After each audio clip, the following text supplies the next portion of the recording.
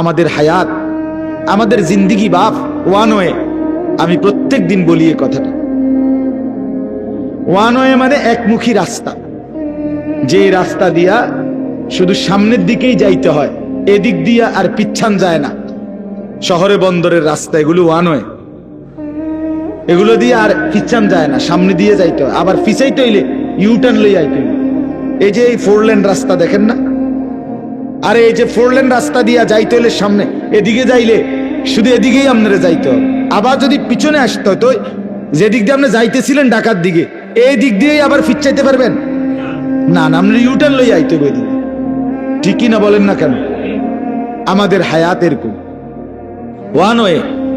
আমরা কেউই পিছনের দিকে আর ফিরতে পারবো না, আমরা কেবলই সামনের দিকে যাইতে হবে। ঠিক কিনা বলেন? যুবক, বৃদ্ধ, নারী, পুরুষ, ছোট বড়, কেউ আর পিছনে আসতে পারবে না, সামনেই যেতে হবে।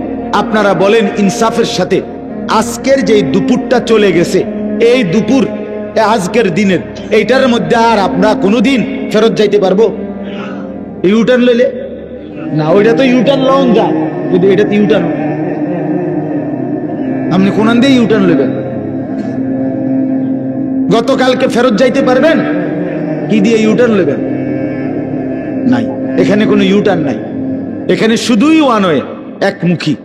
সবাই কবরের দিকে, সবাই আখিরাতের দিকে, সবাই আখিরাতের দিকে, সবাই পরকাল। অতএব এটা চির সত্য, এটা চির বাস্তবতা।